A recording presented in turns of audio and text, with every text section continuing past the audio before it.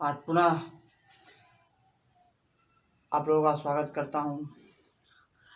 और आज हम लोग पिछले टॉपिक्स में प्रोनाउन के बारे में पढ़ा, प्रोनाउंस के डिफिनेशन के बारे में जाने, उसके प्रकार के बारे में जाने, 8 टाइप्स ऑफ प्रोनाउन, और उसके 4 टाइप्स को हम लोग पढ़ लिए। और अगले 5वें टाइप्स को हम लोग देखेंगे कि 5वां उसका टाइप्स क्या है। प्रोनाउन के बारे में हम लोग जान गए हैं पहले कि प्रोनाउन क्या है। प्रोनाउन जो है वो क्या है कि किसी भी नाउन के स्थान को ग्रहण कर लेता है। कोई भी नाउन हो, अगर उसका स्थान ग्रहण कर ले वही आपका प्रोनाउन हो गया। इस प्रोनाउन की क्लास में हम लोग देखेंगे रिफ्लेक्सिव प्रोनाउन।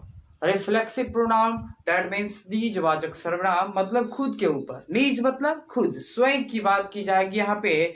स्वयं के लिए हम लोग जो प्रोनाउन का प्रयोग करेंगे, उस प्रोनाउन का सबसे पहले हम लोग डिफिनेशंस को देखेंगे कि इसके डिफिनेशन क्या है। इसके डिफिनेशन हम लोग गौर करेंगे, देखेंगे क्या है कि a reflexive pronoun, a reflexive pronoun is normally used when the object of a sentence, कि हम लोग नॉर्मली सामान्य रूप से हम लोग जो रिफ्लेक्सिव प्रोनाउन है उसको ऑब्जेक्ट्स के रूप में प्रयोग करते हैं। वो सेंटेंस के एंड ऑफ द पार्ट में होता है और ये सेंटेंस के सब्जेक्ट को रिफ्लेक्ट करता है। ये क्या करता है? सेंटेंस के सब्जेक्ट को रिफ्लेक्ट करता है, उसको दोहराता है। जैसे कि हम लोग देखते हैं कि अब बात की जाएगी कि रिफ्लेक्सिव प्रोनाउन को पहचाना कैसे जाए। रिफ्लेक्सिव प्रोनाउन को पहचाना कैसे जाए, इसके पहचान के लिए एंड ऑफ द पार्ट तो हमने जाना ऑब्जेक्ट होता है। ऑब्जेक्ट में आपके नाउन होते हैं, प्रोनाउन होते हैं। तो हम इस प्रोनाउन को कैसे पहचानेंगे? इस प्रोनाउन को पहचानने के लिए हमारे सेल्फ एंड सेल्फ्स का प्रयोग किया जाता है। सेल्फ जो कि सिंगुलर प्रोनाउन के साथ प्रयोग किया जाएगा, सेल्फ का प्रयोग सिंगुलर प्रोनाउन के साथ प्रयोग किया जाएगा। एंड सेल्फ्स जो आपके प्लूरल प्रोनाउन है उसके साथ किया जाएगा। और वो प्रोनाउन कौन सा? पर्सनल प्रोनाउन के साथ वो रिलेटेड होता है। पर्सनल प्रोनाउन के साथ सेल्फ और सेल्फ्स का जो प्रयोग कर देंगे वो हमारा जो बन जाएगा रिफ्लेक्सिव प्रोनाउन बन जाएगा, और वो सेंटेंस के सब्जेक्ट को वो रिफ्लेक्ट करेगा। जैसा कि हम लोग देखते हैं कि यहाँ दे इंड इन मतलब रिफ्लेक्सिव प्रोनाउन का अंत में क्या होता है? सेल्फ और सेल्फ्स का प्रयोग किया जाता है। एंड देखेंगे नोट में हम लोग देखेंगे कि each personal pronoun has its और रिफ्लेक्सिव प्रोनाउन, कि प्रत्येक पर्सनल प्रोनाउन का अपना खुद का क्या होता है? रिफ्लेक्सिव प्रोनाउन होता है। जैसे कि हम इस चार्ट में देखेंगे, इस चार्ट को आप लोग कॉपी में भी लिख लेना है। मैंने पिछले क्लास में वो चार्ट बनाया केस का, वो चार्ट आपके फेयर में नहीं दिखा। इस चार्ट्स को आप लोग लिख लीजिएगा। जैसे कि यहाँ पे देखिएगा personal pronoun I, personal pronoun I, इसका रिफ्लेक्सिव प्रोनाउन क्या है? Myself. इसका रिफ्लेक्सिव प्रोनाउन माई सेल्फ। बी आपका पर्सनल प्रोनाउन, और पर्सनल प्रोनाउन का ये प्लूरल नंबर में आता है। पर्सनल प्रोनाउन का प्लूरल नंबर में आया, प्लूरल नंबर के लिए हम लोग क्या लगाएंगे? सेल्फ्स। तो इसका रिफ्लेक्सिव प्रोनाउन हो गया आवर सेल्फ्स। अगला है यू यो हम लोग सिंगुलर भी यू को ही बोलते हैं और प्लूरल भी यू को ही बोलते हैं। तो सिंगुलर में हम लोग सबसे पहले आएंगे यू मतलब तुम या आप लोग, यहाँ आप। तो इसका रिफ्लेक्सिव प्रोनाउन क्या हो जाएगा? Your self. सिंगुलर है तो सेल्फ। एंड इसी का प्लूरल फॉर्म देखेंगे, ये आपका सिंगुलर था एंड ये प्लूरल फॉर्म यू मतलब तुम लोग और आप लोग। अब इसका रिफ्लेक्सिव प्रोनाउन क्या हो जाएगा? Yourselves. अगर प्लूरल की बात की जाए, सेंटेंस को हमें देखना है कि वो किस प्रकार का सब्जेक्ट है। वो सिंगुलर सब्जेक्ट है या फिर प्लूरल सब्जेक्ट है। वो एक के लिए बोला जा रहा है या एक से अधिक के लिए बोला जा रहा है। अगर एक के लिए बोला गया तो सेल्फ, एंड एक से अधिक के लिए बोला गया तो सेल्फ्स का प्रयोग करेंगे। किसके लिए? यू के लिए। आगे है ही, ये थर्ड पर्सन का सिंगुलर नंबर है और थर्ड पर्सन का सिंगुलर नंबर का रिफ्लेक्सिव प्रोनाउन हो जाएगा हिमसेल्फ। क्या हो जाएगा? हिमसेल्फ। एंड अगला है सी, ये इसका भी मतलब वह होता है फॉर स्त्री के लिए, फेमिनाइन के लिए होता है और इसका रिफ्लेक्सिव प्रोनाउन हर सेल्फ। क्या हो जाएगा? Her self. एंड दे, ये थर्ड पर्सन का प्लूरल नंबर, जहां भी प्लूरल आप देखें दैट मीन्स उस पर्सनल प्रोनाउन के अंत में हम लोग सेल्फ्स का प्रयोग कर देंगे और वो आपका क्या बन जाएगा? रिफ्लेक्सिव प्रोनाउन बन जाएगा। तो दे का reflexive pronoun themselves and it का रिफ्लेक्सिव प्रोनाउन इटसेल्फ। तो ये था हमारा रिफ्लेक्सिव प्रोनाउन। रिफ्लेक्सिव प्रोनाउन को जनरली हम लोग पहचानेंगे कि सेल्फ और सेल्फ से बना हुआ जो भी आपका प्रोनाउन होगा वो आपका रिफ्लेक्सिव प्रोनाउन होगा। हाँ, इसका भी ध्यान देना है कि एंड ऑफ द सेंटेंस होना चाहिए, मतलब ये ऑब्जेक्ट के जगह पे होगा तो ये रिफ्लेक्सिव प्रोनाउन कहलाएगा। जब ये एंड ऑफ द सेंटेंस में रहे तो ये आपका रिफ्लेक्सिव प्रोनाउन है। अगर सब्जेक्ट के पहले आ जाए तो उसे हम इसी के जैसा जस्ट लाइक रिफ्लेक्सिव प्रोनाउन का ही वो वर्ड है एम्फैटिक प्रोनाउन, जिसे हम अगले में पढ़ेंगे, अगले टॉपिक में उसी को बताएंगे एम्फैटिक प्रोनाउन।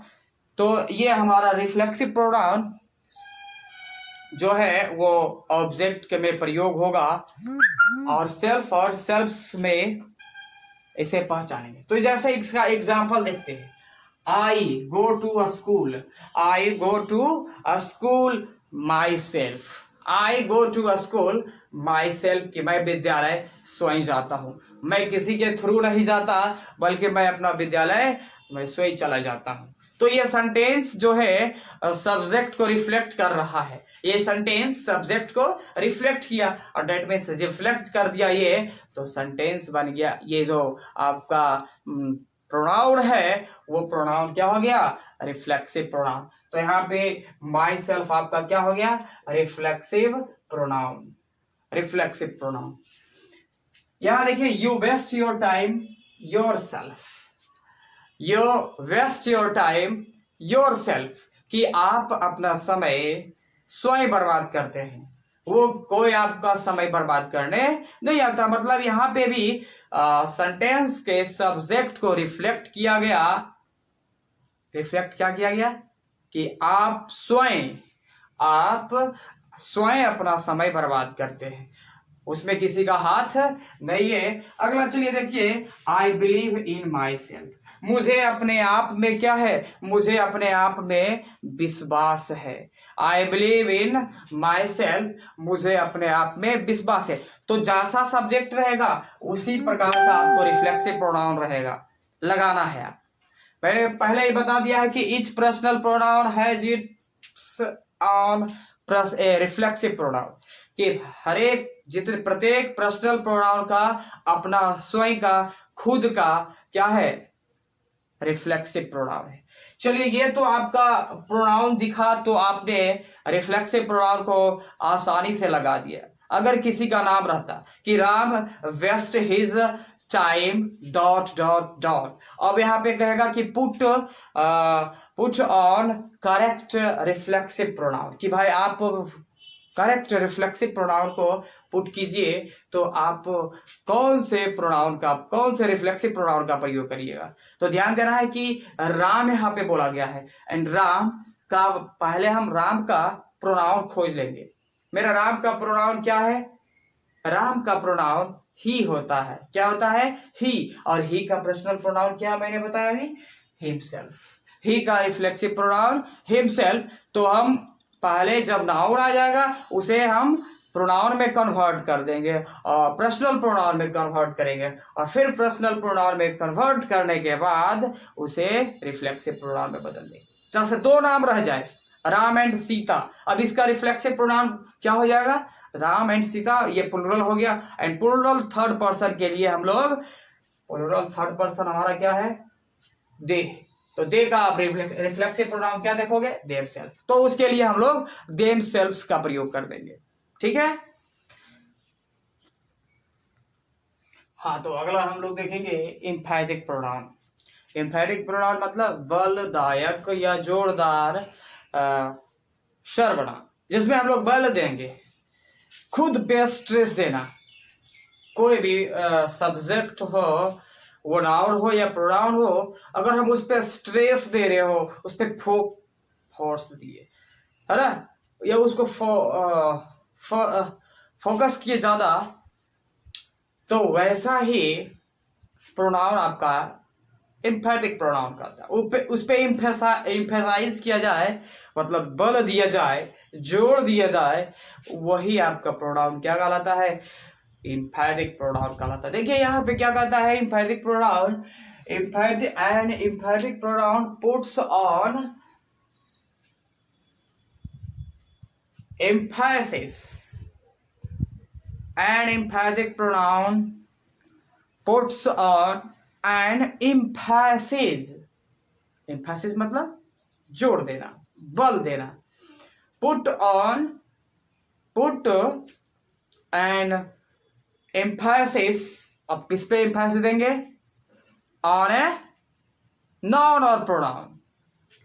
और नाउन और प्रोनाउन मतलब हम जब नाउन और प्रोनाउन पे बल देंगे, बल देने का काम करेंगे, तो वही हमारा नाउन और प्रोनाउन के ऊपर जो बल देने वाला काम किया जाएगा, वही हमारा जो वर्ड होगा वो एम्फैटिक प्रोनाउन के अंतर्गत आएगा। जैसे देखेंगे कि एम्फैटिक प्रोनाउन का प्रयोग कहाँ पे किया जाएगा, हम उसको पहचानेंगे कि ये एम्फैटिक कैसे है। तो एम्फैटिक पहचानोगे आप कि it is used after the subject, just subject के जस्ट बाद इसका प्रयोग किया जाएगा, और इसका भी अंत उसी से होगा, सेल्फ और सेल्फ से होगा। आपके प्रश्न रिफ्लेक्सिव प्रोनाउन की तरह ही इसका अंत जो होना है सेल्फ और सेल्फ से होगा। सेल्फ और सेल्फ से अंत होने वाले वो आपके प्रोनाउन जो रिफ्लेक्सिव कहला रहे थे, अभी वे एम्फैटिक कहलाएंगे। कब कहलाएंगे? जब ये सेंटेंस के सब्जेक्ट के जस्ट बाद प्रयोग किया जाएगा। और सेम वही जो आपका पर्सनल प्रोनाउन रहेगा या नाउन रहेगा, उस के अनुसार ही हम लोग उस प्रोनाउन का प्रयोग करेंगे। जैसा एग्जाम्पल देखिएगा, क्या है? I myself completed my task. I myself completed my task. अभी कुछ देर पहले मैंने बताया कि माई सेल्फ का प्रयोग हम लोग रिफ्लेक्सिव प्रोनाउन के एंड ऑफ द सेंटेंस करते हैं, मतलब कि वो ऑब्जेक्ट के रूप में प्रयोग किया जाता है, तो वो रिफ्लेक्सिव। लेकिन जब ये सब्जेक्ट के वर्ब के पहले आ जाए, मतलब कि सब्जेक्ट के वर्ब के पहले और सब्जेक्ट के बाद, तो यही दोनों में डिफरेंस है कि एक जो है वो वर्ब के बाद प्रयोग किया जाएगा तो वो रिफ्लेक्सिव कहलाएगा, और जो एक सब्जेक्ट के जस्ट बाद प्रयोग किया जाए वही आपका एम्फैटिक। और जो सब्जेक्ट के बाद जस्ट प्रयोग किया जाएगा वो सेंटेंस के ऊपर, सेंटेंस के सब्जेक्ट के ऊपर फोर्स देगा। ये इसके ऊपर फोर्स दे रहा, आई माई सेल्फ, मैं खुद क्या? मैं खुद मेरा टास्क, अपना जो टास्क था पूरा किया, किसी का सहयोग से नहीं। तो यहाँ पे स्ट्रेस दिया गया, बल दिया गया, एम्फैसिस किया गया। सी हर सेल्फ, यहाँ देखिए सी अकॉर्डिंग टू इसके जो रिफ्लेक्सिव प्रोनाउन है, मैंने बता दिया है कि अकॉर्डिंग टू पर्सनल प्रोनाउन हम लोग इसका रिफ्लेक्सिव या एम्फैटिक प्रोनाउन का प्रयोग करेंगे, चाहे वो एम्फैटिक हो या रिफ्लेक्सिव हो, सब उसका हम ध्यान रखेंगे कि हमारा सब्जेक्ट क्या है, और उस सब्जेक्ट के अनुसार ही हम लोग एम्फैटिक प्रोनाउन या फिर रिफ्लेक्सिव प्रोनाउन का प्रयोग करेंगे। हाँ, एक का प्रयोग सब्जेक्ट के साथ होगा तो दूसरा का प्रयोग ऑब्जेक्ट के साथ होगा। तो चलिए यहाँ पे सी हर सेल्फ लव ओनली, मतलब वह केवल स्वयं से, खुद से प्यार करती है। वह खुद से प्यार करती है, केवल खुद से प्यार करती है, दैट मीन्स इसको हम सेल्फिश बोल सकते हैं भाई। तो ये खुद से प्यार करती है, यहाँ पे सब्जेक्ट के जस्ट बाद देखा मैंने हर सेल्फ का प्रयोग किया गया। इसका प्रयोग किया गया हर सेल्फ का प्रयोग। तो यहाँ पे जब हर सेल्फ का प्रयोग किया गया तो ये हमारा एम्फैटिक प्रोनाउन है और ये सब्जेक्ट के ऊपर फोर्स दे रहा है। आगे दे देमसेल्फ कुक्ड चिकन, मतलब वे लोग खुद चिकन बनाए। तो यहां पे भी देमसेल्फ का प्रयोग किया गया अकॉर्डिंग टू सब्जेक्ट, कि हमारा सब्जेक्ट कैसा है उस सब्जेक्ट के अनुसार हम लोग एम्फैटिक प्रोनाउन का प्रयोग करेंगे। जैसे यहाँ पे राम देखे, अगला एग्जांपल है आपका Ram himself went there, Ram खुद वहां गया। राम खुद वहां गया तो खुद राम के ऊपर जोड़ पा, तो राम के अनुसार मैंने यहाँ पे हिमसेल्फ लगाया। हिमसेल्फ क्यों लगा दिए, यहाँ पे राम सेल्फ क्यों नहीं लगा, क्योंकि यहाँ ये नाउन है और नाउन जो है वो कन्वर्ट हो जाएगा क्या प्रोनाउन में। मैंने पिछले बता दिया है कि जब अगर आपका कोई नाम दिया रहे, एक नाम रहे, तो हम लोग थर्ड पर्सन के सिंगुलर नंबर को देखेंगे। वो क्या है, अगर पुरुष रहे तो ही से बिलोंग करेंगे और स्त्री रहे तो सी के साथ जाएंगे। तो मैंने यहां देखा राम है तो इसके अनुसार मैंने ही का प्रयोग किया। ही खुद उसको कन्वर्ट कर लेना है, राम को ही में कन्वर्ट करके उसके बाद उसका जो एम्फैटिक प्रोनाउन होगा, रिफ्लेक्सिव प्रोनाउन होगा, लगा देना है। ही राम के अनुसार हमने हिम का प्रयोग किया। अगला है देखिएगा उसी प्रकार से है Ram and Shyam, themselves arrived my house, कि भाई राम और श्याम दो नाम है, एंड से जुड़ा है, दैट मीन्स ये प्लुरल हो गया।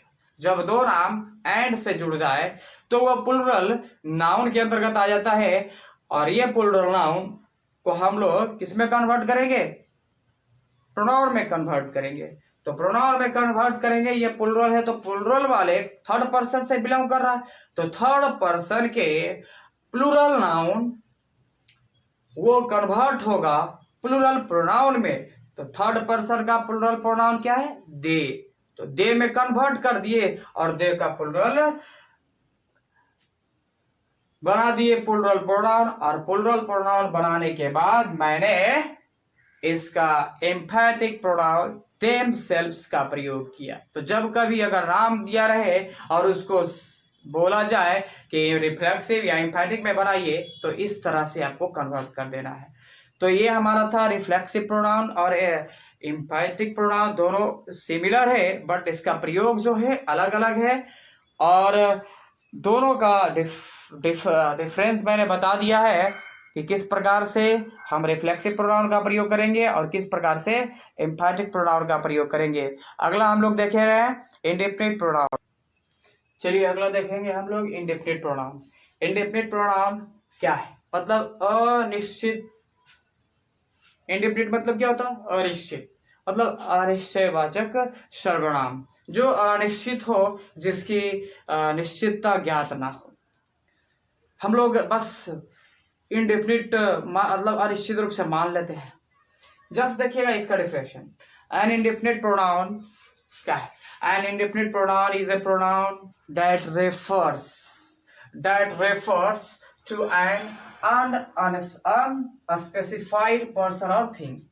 मतलब क्या कहता है कि जो आपका इंडेफिनिट प्रोनाउन है वह प्रोनाउन है जो किसी अनिश्चित व्यक्तियों और वस्तुओं के लिए प्रयोग किया जाए। वो अनिश्चित व्यक्तियों या वस्तुओं को रिफर्स करने वाले जो आपके प्रोनाउन होंगे वही आपका क्या कहलाता है, इंडेफिनिट प्रोनाउन कहलाता है। जैसे क्या है, जैसे हम लोग बोलते हैं ना ऑल, यहाँ पे ऑल की बात की गई तो क्या कोई डिफिनिट पर्सन का नाम लिया गया, क्या कोई वहां पे डिफिनिट पर्सन है, नहीं है। वहां पे बहुत सारे लोग हैं, लेकिन वो डिफिनिट नहीं है, वो इनडिफिनिट रूप में है। कोई ज्ञात है तो कोई अज्ञात भी है, हम किसी को जानते भी है और किसी को नहीं जानते हैं। तो वहां पे जब ऑल की बात की गई, दैट मीन्स वो इंडेफिनिट प्रोनाउन के अंतर्गत आएगा। नो वन, अब नो वन मतलब कोई नहीं, अब कोई नहीं मतलब वहां पे वो कौन कौन से आदमी थे, जैसे no one can touch the sky, मतलब कोई आकाश को छू नहीं सकता है, या no one can defeat me, मतलब मुझे कोई नहीं हरा सकता। वो कौन सा पर्सन है, ये पूरे संसार में जो पर्सन है वो हमें ज्ञात नहीं है कि कौन हमें आएगा हराएगा। तो व्यक्तियों के लिए मैंने प्रयोग किया नो वन का, नो बडी का, नथिंग का प्रयोग हम थिंग्स के लिए करेंगे। ओके, नथिंग्स वस्तुओं के लिए क्या आता है, समथिंग, जितने भी थिंग्स वाले आपके प्रोनाउन आ जाएंगे वो वस्तुओं के लिए, बडी और वन जो व्यक्तियों के लिए प्रयोग किया जाएगा। तो एवरीबॉडी नोज उर्दू, मतलब सभी लोग उर्दू जानते हैं। कोई जगह है जो हमारे क्लासरूम है, उस क्लासरूम में हमने बोल दिया एवरीवन नोज उर्दू, कि उर्दू सभी लोग जानते हैं। तो यहाँ पे मैंने किसी के खास के बारे में, स्पेसिफाइड पर्सन के बारे में बात नहीं की, मैं अनस्पेसिफाइड पर्सन की बात की, मतलब अनिश्चित लोगों की बात की, इसलिए ये इंडेफिनिट प्रोनाउन के अंतर्गत आएगा। जैसे यहाँ पे मैंने आपको लिख दिया ऑल, एनी, कोई, anybody, anyone, someone, somebody, no one, nobody, everyone, everybody, nothing, something, everything, anything, ये सारे आपके जो प्रोनाउन है वो इंडेफिनिट प्रोनाउन के अंतर्गत आएगा। जैसे इसका एग्जांपल देखिए, सेंटेंस में बनाया, no one can touch the sky, मतलब कि आकाश को कोई नहीं छू सकता, कोई डिफरेंट पर्सन नहीं है जो आकाश को छू सकता है। एवरीबॉडी नोज उर्दू, मतलब सभी लोग उर्दू जानते हैं, सभी लोग उर्दू जानते हैं, और वो सभी लोग ज्ञात नहीं है कि वो कौन है। ये पूरा संसार में हम नहीं, मतलब मैं यहाँ पे बात कर रहा हूँ खुद का, मैं उर्दू नहीं जानता, तो यहाँ पे मैं उस कैटेगरी में नहीं आया। वो कौन से लोग हैं वो अभी अज्ञात है, बात की जाएगी तो वो डिफिनिट हो जाएंगे। अगर उनकी जानकारी प्राप्त हो जाए तो वो डिफिनिट में आ जाएगा, राम, श्याम, रहीम, मैं, वो, ये, तो वो डिफिनिट में चलाएगा। लेकिन ये इनडिफिनिट है, everybody knows Urdu, that means ये इनडिफिनिट प्रोनाउंस के अंतर्गत आए, क्योंकि ये ज्ञात नहीं है कि कौन है वो सभी लोग। समथिंग इज रॉन्ग है, मतलब कुछ यहाँ कुछ तो गलत है, यहाँ कुछ तो गलत है, मतलब ये जो समथिंग है, जो कुछ की बात की, जो चीज गलत है यहाँ पे वो ज्ञात नहीं है, जो गलत है उसकी जानकारी हमें तो नहीं है, इसलिए ये इनडेफिनिट प्रोनाउन के अंतर्गत आएगा। तो ये सारे इनडेफिनिट प्रोनाउन हम किसे बोलेंगे कि जो मतलब अनिश्चित व्यक्तियों या वस्तुओं के लिए जिस प्रोनाउन का प्रयोग किया जाए वही हमारा प्रोनाउन क्या कहलाएगा, इनडेफिनिट प्रोनाउन कहलाएगा। अब आगे हम लोग देखते हैं रिलेटिव प्रोनाउन, लास्ट हमारा है। देखिए यहाँ पे आपका रिलेटिव प्रोनाउन, रिलेटिव का मतलब ही होता है, आप लोग क्या जानते हैं, रिलेटिव मतलब अपने लोग, संबंध जो स्थापित करके, है ना, जो एक दूसरे से संबंध स्थापित करने वाला प्रोनाउन है। जैसे देखेंगे ये रिलेटिव प्रोनाउन का क्या फंक्शंस है। देखिए relative pronouns are used to connect, एक दूसरे से कनेक्ट करने का काम होता है। रिलेटिव हमेशा एक दूसरे से कनेक्टेड रहते हैं, तो relative pronouns are used to connect a clause और फ्रेज। क्लॉज और फ्रेज को कनेक्ट किया जाता है, किसके साथ कनेक्ट किया जाता है, टू ए नाउन और प्रोनाउन। कि भाई नाउन और प्रोनाउन को जो कनेक्ट किया, आपके जो फ्रेज और क्लॉज जो कनेक्ट किए जाएंगे नाउन और प्रोनाउन के साथ, तो वही क्या कहलाएगा, आपका रिलेटिव प्रोनाउन कहलाएगा। क्या कहलाएगा, रिलेटिव प्रोनाउन, मतलब एक दूसरे से जो संबंध स्थापित कर दिया, जो फ्रेज और क्लॉज जो नाउन के साथ संबंध स्थापित किया, वही आपके रिलेटिव प्रोनाउंस कहलाएंगे। जैसे देखिएगा इसके जो रिलेटिव्स वाले जो एग्जाम्पल्स है, जो प्रोनाउन है उसे हम देखेंगे। हु, ये व्यक्ति के लिए किया जाएगा। हु मतलब यहाँ पे कौन नहीं, ये क्वेश्चन वाले वर्ड्स नहीं है। यहाँ पे हु का मतलब आ जाएगा जो, ये जिसे। विथ हुम मतलब जिसको, यहाँ पे पहले मैंने बताया था हु मतलब किसको, लेकिन यहाँ पे जिसको, क्योंकि एक दूसरे से संबंध स्थापित करना है। हुज मतलब वहां पे हुआ था क्वेश्चन वाले में इंट्रोगेटिव सेंटेंस में किसका, लेकिन यहाँ हो जाएगा जिसका या जिसकी। विच मतलब यहाँ पे हो जाएगा ये निर्जीव वस्तुओं के लिए प्रयोग किया जाएगा। विच डैट, ये निर्जीव डैट का प्रयोग सजीव और निर्जीव दोनों के लिए किया जाएगा। दूसरा यहाँ पे हाँ बोलेंगे this is Ram is my friend, Ram मेरा मित्र है, राम मेरा मित्र है। Whose father is minister, is a minister, कि जिसके पिता क्या है, एक मंत्री है, जिसके पिता एक मंत्री है। तो मैंने यहाँ पे देखिए हुज का प्रयोग किया, और हुज का प्रयोग किसके साथ संबंध स्थापित करने के लिए किया, ये फ्रेंड नाउन के साथ। तो यहाँ पे एक और बात थी कि relative pronoun place directly, relative pronoun place directly after the noun, मतलब नाउन के जस्ट बाद उसका प्रयोग किया जाता है, डायरेक्ट प्रयोग किया। जहां भी आप देखोगे किसी की नाउन के साथ संबंध स्थापित करना है किसी क्लाउज को, तो उसके जस्ट नाउन के बाद आपको ये रिलेटिव प्रोनाउंस का प्रयोग करना है। ओके, तो relative pronounce place directly after the noun. जैसे यहाँ पे Ram is my friend, my friend यहाँ आपका क्या है, फ्रेंड आपका नाउन, डायरेक्टली मैंने इस फ्रेंड के बाद हुज का प्रयोग किया, और ये हुज जो है हमारा वो रिलेटिव प्रोनाउन है, क्योंकि ये जो संबंध है ना ये फ्रेंड का संबंध, ये इन दोनों के साथ संबंध है, इसके पिता और उसके दोस्त का, सन एंड फादर का रिलेशन है। तो ये रिलेशन दिखाया कि माई friend, Ram is my friend, ये राम इसका मित्र है, और इसी मित्र के पिताजी क्या हैं, मंत्री हैं। तो राम और मिनिस्टर जी में संबंध स्थापित हुआ, पुत्र और सन का। दिस इज द बॉय, कहता हुआ वही लड़का है, who was stole by purse, जिसने मेरी पर्स चुराई। यह वही लड़का है, वहां पे ये बताया जा रहा है ना कि यह वही लड़का है, यह बॉय आपका नाउन, और डायरेक्टली मैं इस नाउन के बाद रिलेटिव प्रोनाउन का प्रयोग किया। हु जो रिलेटिव प्रोनाउन है, यहाँ पे हु मतलब कौन नहीं, बल्कि जो या जिसने, स्टोल माई पर्स, जिसने मेरी पर्स चुराई। दिस इज द बॉय, वह वही लड़का है जिसने मेरी पर्स चुराई। तो ये हु आपका रिलेटिव प्रोनाउन कहलाएगा। दिस इज द कार, या वही कार है विच यू बॉट, या यही वही कार है जिसे तुमने खरीदा। तो ये कार का संबंध यू का साथ स्थापित किया, किसके द्वारा किया गया, विच के द्वारा। विच यहाँ पे आपका रिलेटिव प्रोनाउन है।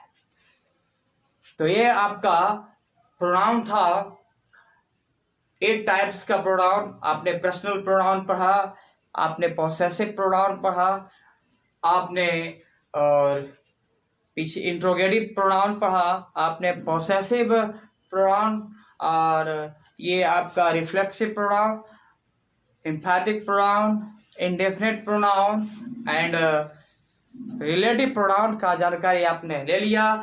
इसका आप सही ढंग से फेयर प्लस इसका जो रिमेंबर होगा, इसका जो फंक्शन, सारे रूल्स सबको समझ लेना है और पढ़ लेना है, सारे को मतलब याद कर लेना है। Thank you.